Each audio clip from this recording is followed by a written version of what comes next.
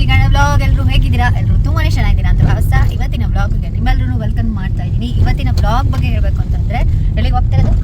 ಕಡ್ತನ್ ಮಲೆ. ಅವರು ಕೋಡಿ ಗಂಗಪ್ಪ ಅವ್ರ ಮನೆ. ಕೋಡಿ ಗಂಗಪ್ಪ ಅವ್ರ ಮನೆ.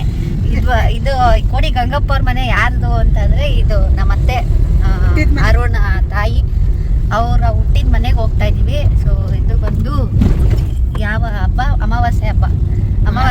ಮಹಾಲಯ ಅಮಾವಾಸ್ಯೆ ಹಬ್ಬಕ್ಕೆ ಹೋಗ್ತಾ ಇದ್ದೀವಿ. ಅವ್ರ ಮನೇಲಿ ಯಾವ ರೀತಿ ಮಾಡ್ತಾರೆ ಅಂತ ಅದನ್ನ ತೋರ್ಸಕ್ಕೆ ಕರ್ಕೊಂಡು ಹೋಗ್ತಿದ್ದಾರೆ. ಅವ್ರ ತಾಯಿಗೆಲ್ಲ ಪೂಜೆ ಮಾಡಲಿಕ್ಕೆಲ್ಲ ಕರ್ಕೊಂಡು ಹೋಗ್ತಿದ್ದಾರೆ. ರೋಶನಿ ಮೇಡಮ್ ಅವ್ರ ಫ್ಲ್ಯಾಟು ಅವರು ಏನದು ಅವರ ಕಸಿನ್ ಜೊತೆ ಹೋಗಿ ಮಾತಾಡ್ಕೊಂಡು ಮೇಡಮ್ ಕಷ್ಟ ಸುಖ ಮಾತಾಡ್ಕೊಂಡು ರಾತ್ರಿ ಎಲ್ಲ ನಿದ್ದೆ ಮಾಡ್ದಂಗೆ ಇಲ್ಲಿ ಬಂದು ನಿದ್ದೆ ಹೊಡಿತವ್ರೆ. ಸೊ ಅದೆಲ್ಲ ಯಾವ ರೀತಿ ಇರುತ್ತೆ ಅಂತ ನೀವು ಈ ವ್ಲಾಗಲ್ಲಿ ನೋಡಿದ್ರೆ ಗೊತ್ತಾಗುತ್ತೆ. ಸೊ ಆ ಊರೆಲ್ಲ ತುಂಬ ಚೆನ್ನಾಗಿದೆ. ಗ್ರೇಪ್ಸ್ ಗಿಡಗಳೆಲ್ಲ ಇತ್ತು ನಾವು ಹೋದಾಗ. ಇವಾಗೆಲ್ಲ ಯಾವ ರೀತಿ ಇರುತ್ತೆ ಅಂತ ನಿಮಗೆ ಈ ವ್ಲಾಗಲ್ಲಿ ನೋಡ್ಬೋದು. ಸೊ ನೋಡ್ತಾ ಇರಿ. ಈ ಊರು ಬಂದು ಕಡತ್ಮಲೆ ಅಂತ ನಮ್ಮ ಅತ್ತೆಯ ತವರು ಮನೆ. ಸೊ ತವರು ಮನೆ ಬಂದು ದೊಡ್ಡಬಳ್ಳಾಪುರ ಹತ್ರ ಇರುವಂಥದ್ದು. ಸೊ ಅಲ್ಲಿ ನಾವು ಸುಮಾರು ಸರಿ ಹೋಗಿರುವಂಥದ್ದು. ಪ್ರತಿ ಸರಿ ಇಂಡಿಯಾಗೆ ಹೋದಾಗ ಇಲ್ಲಿ ಹೋಗಿ ಒಂದು ವಿಸಿಟ್ ಕೊಟ್ಟು ಬರುವಂಥದ್ದು. ಇಲ್ಲಿ ಅಮಾವಾಸ್ಯೆಯಲ್ಲಿ ಯಾವ ರೀತಿ ಪೂಜೆ ಮಾಡ್ತಾರೆ ಅಂತ ನೋಡಲಿಕ್ಕೆ ಅಂತ ಹೋಗಿದ್ದಂಥದ್ದು.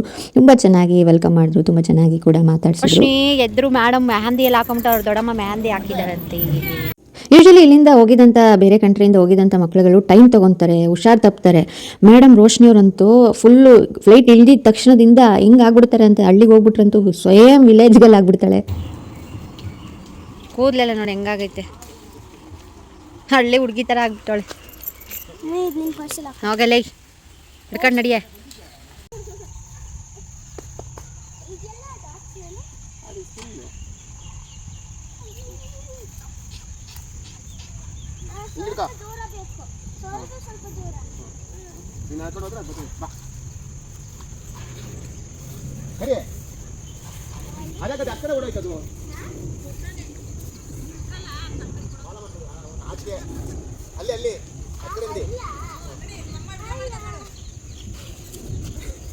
ಕರೆಕ್ಟ್ ಎಳಿಬೇಕು ಬಾ ಹಿಂದೆ ನೋಡಿತೀನಿ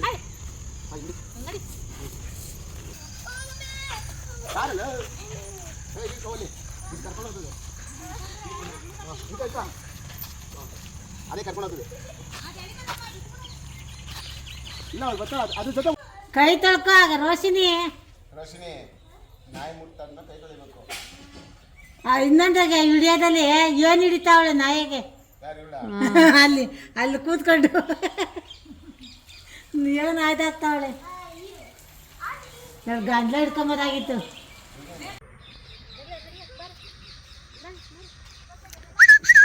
ಮಾರ ಮುನ್ನ ಮುನ್ನ ಮುನ್ನ ಮುನ್ನ ಮುನ್ನ ಮುನ್ನ ಹೋದ ಮುನ್ನಾರು ನೋಡ್ಕೊಬರ್ಬೇಕಿತ್ತು. ಮುನ್ನ ಎಲ್ಲ ಅವನ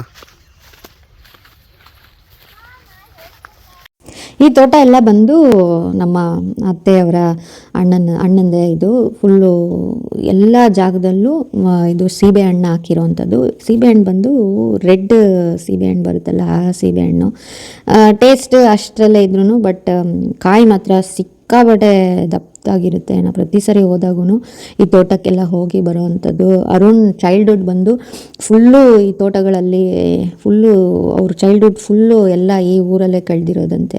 ಆ ಸ್ಟೋರಿ ಎಲ್ಲ ಮುಂದೆ ಹೇಳ್ತಾರೆ. ಅದೆಲ್ಲ ಯಾವ ರೀತಿ ಇತ್ತು ಅಂತ ನೋಡ್ಬೋದು ನೀವು. ಮತ್ತು ಇದು ಬಂದು ಅವ್ರ ತಾತ ಅಜ್ಜಿ ಅಂದರೆ ನಮ್ಮ ಅತ್ತೆಯವರ ಅಪ್ಪ ಅಮ್ಮ ಮತ್ತು ಅಣ್ಣ ಸಮಾಧಿ. ನಾವು ಹೋಗಿದ್ದಂಥ ಟೈಮ್ ಬಂದು ಇಂಡಿಯಾಗೆ ಹೋಗಿದ್ದಾಗ ಆ ಅಮಾವಾಸ್ಯೆ ಟೈಮ್ ಬಂದಿದ್ದಂಥದ್ದು. ಆವಾಗ ಹೋಗಿ ಪೂಜೆ ಮಾಡಿದ್ದಂಥದ್ದು. ನಾನು ಬಂದು ನಮ್ಮ ಅಜ್ಜಿ ತಾತ ಅಂದರೆ ನನ್ನ ತಾಯಿ ಅವರ ಇದಕ್ಕೂ ಹೋಗಿದ್ದೆ. ಅದೆಲ್ಲ ವ್ಲಾಗ್ಸ್ ಮುಂದೆ ಬರುತ್ತೆ. ಸೊ ಇವರು ಈ ಥರ ಮೇಂಟೈನ್ ಮಾಡಿದ್ರು, ತುಂಬ ಚೆನ್ನಾಗಿ ಮೇಂಟೈನ್ ಮಾಡಿದ್ದಾರೆ.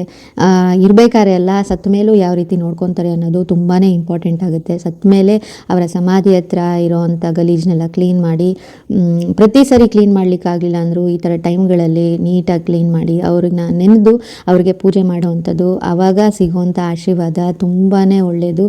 ಆ ಪಿತೃ ದೋಷ ಅನ್ನೋದು ಮಾಯ ಆಗುವಂಥದ್ದು ಟೈಮ್ ಅದು. ಆ್ಯಕ್ಚುಲಿ ಹೇಳಬೇಕು ಅಂತಂದರೆ ನಿಜವಾಗ್ಲೂ ಆ ಹಿರಿಯರಿಗೆ ಆ ಗೌರವ ಸಲ್ಲಲೇಬೇಕು. ಅವರು ಬದುಕಿದ್ದಾಗೂ ಸಲ್ಲಬೇಕು, ಅವರ ಸತ್ತ ಮೇಲೂ ಸಲ್ಲಬೇಕು ಅನ್ನೋದು ನನ್ನ ಅಭಿಪ್ರಾಯ. ನಿಮ್ಮ ಅಭಿಪ್ರಾಯ ಏನು ಅಂತ ಕಮೆಂಟ್ ಸೆಕ್ಷನಲ್ಲಿ ಕಮೆಂಟ್ ಮಾಡೋದನ್ನ ಮರಿಬೇಡಿ ಅಂತ ಹೇಳ್ತಾ ಈ ತೋಟನ ಒಂದು ರೌಂಡ್ ಸುತ್ತಿಸ್ಕೊಬರ್ತೀನಿ. ಬನ್ನಿ ಹೋಗೋಣ. ಹೋದ್ ಸರಿ ಮಧ್ಯಾಹ್ನ ಬಂದಿದ್ದು ಐತೆ ಫೋಟೋ ಇದ್ರಾಗೆ.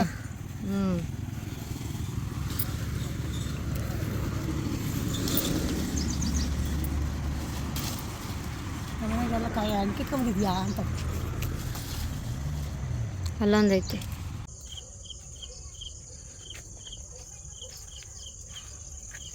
ಬೆಳಕಿದ್ದಾಗ ಬರಬೇಕಿತ್ತು.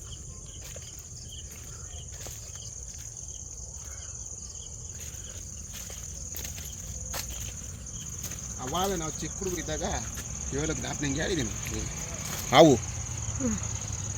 ನೋಡಿ ಅಟ್ಟಿಸ್ಕೊಂಡೋಗಿ ಇದು ಸಮಾಧಿ ಇದೆಯಲ್ಲ ಅಲ್ಲಿತ್ತು ಹುತ್ತದೊಳಗೆ ಹೋಯ್ತು ಅಂದ್ಬಿಟ್ಟು ಹುತ್ತ ಬಗದು ಸಾಯಿಸಿದ್ದೀವಿ. ಪಾಪ ಅಲ್ಲ, ನಾವು ಚಿಕ್ಕ ಹುಡುಗರು ರೋಶನಿಗಿಂತ 8 to 10 ಇಯರ್ಸು. ಈಗ ನಾವು ದ್ರಾಕ್ಷಿಗೆ ಬಂದ್ಬಿಟ್ಟು ದ್ರಾಕ್ಷಿ ತೋಟಕ್ಕೆ ಕೊಚ್ಬಿಟ್ರೆ ನಾಗರಾವು ಅವಾಗ ರಾಜಣ್ಣ ಅಂತ ಎಷ್ಟು ಧೈರ್ಯವಂತ ಗೊತ್ತಾ.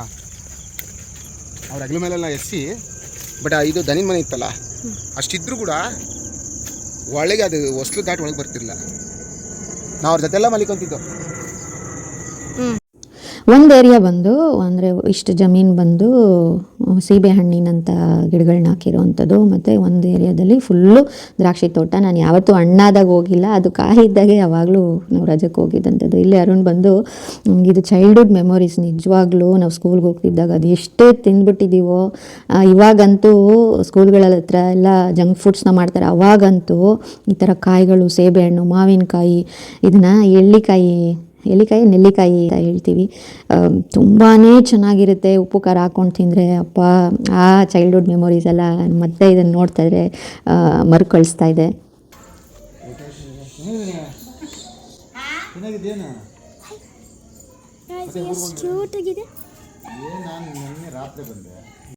ಈ ಥರ ಪೂಜೆ ಮುಖಾಂತರ ಹಿರಿಯರನ್ನೆಲ್ಲ ಜ್ಞಾಪಿಸ್ಕೊಂಡು ಅವ್ರಿಗೆ ಒಂದು ಧನ್ಯವಾದ ಹೇಳೋ ಮುಖಾಂತರ ಈ ಪೂಜೆನೆಲ್ಲ ಮಾಡೋವಂಥದ್ದು. ನಮ್ಮ ತಾತನ ಮನೇಲಿ ಅಂದರೆ ನಮ್ಮ ತಂದೆ ಮನೇಲೆಲ್ಲ ಮಾಡ್ತಿದ್ರು ಒಟ್ಟಿಗೆ ಇದ್ದಾಗ. ತುಂಬಾ ಚೆನ್ನಾಗಿತ್ತು. ಆ ಮೆಮೊರೀಸ್ ಎಲ್ಲ ಮರುಕಳಿಸ್ತು ನನಗೆ. ಸೊ ಈ ನಮ್ಮ ಅತ್ತೆಗೂ ಒಂದು ಥ್ಯಾಂಕ್ಸ್ ಅಂತ ಹೇಳ್ತೀನಿ. ಪ್ರತಿ ಸರಿ ಹೋದಾಗ ಈ ಥರ ಅವ್ರ ಮನೆಗೆಲ್ಲ ಕರ್ಕೊಂಡೋಗಿ, ಅವ್ರ ತವ್ರ ಮನೆಗೆ ಕರ್ಕೊಂಡೋಗಿ ನಮ್ಮನ್ನೆಲ್ಲ ಸುತ್ತಾಡಿಸ್ತಾರೆ. ಥ್ಯಾಂಕ್ ಯು ಅತ್ತೆ ಅಂತ ಹೇಳ್ತಾ ಈ ವ್ಲಾಗ್ ಇಲ್ಲಿಗೆ ಎಂಡ್ ಮಾಡ್ತಾ ಇದ್ದೀನಿ. ಆ ದಿವಸ ನಾವು ಆ ಪೂಜೆನೆಲ್ಲ ಮುಗಿಸ್ಕೊಂಡು ಊಟ ಮಾಡಿಕೊಂಡು ಬೆಂಗಳೂರು ಕಡೆ ಹೊರಟಿದ್ದಂಥದ್ದು. ಈ ವ್ಲಾಗ್ ನಿಮ್ಮೆಲ್ಲರಿಗೂ ಇಷ್ಟ ಆಗಿದೆ ಅಂತ ಭಾವಿಸ್ತೀನಿ. ಇಷ್ಟ ಆಗಿದ್ದಲ್ಲಿ ದಯವಿಟ್ಟು ಲೈಕ್ ಮಾಡೋದನ್ನ, ಶೇರ್ ಮಾಡೋದನ್ನ, ಇನ್ನೂ ಯಾರು ಸಬ್ಸ್ಕ್ರೈಬ್ ಮಾಡ್ಕೊಂಡಿಲ್ಲ ಸಬ್ಸ್ಕ್ರೈಬ್ ಮಾಡ್ಕೊಂಡು ನೋಡಿ ಅಂತ ಹೇಳ್ತಾ ಈ ವ್ಲಾಗ್ನ ಎಷ್ಟು ದಿವಸ ಆದಮೇಲೆ ಹಾಕಿದ್ದೀನಿ. ಸೊ ನೀವು ಎಲ್ಲ ನೋಡಿ ಖುಷಿ ಪಡ್ತೀರಾ ಅಂತ ಅನ್ಕೋತೀನಿ. ಕೊನೆವರೆಗೂ ವ್ಲಾಗ್ನ ನೋಡಿದ್ದಕ್ಕೆ ತುಂಬ ಹೃದಯದ ಧನ್ಯವಾದಗಳು.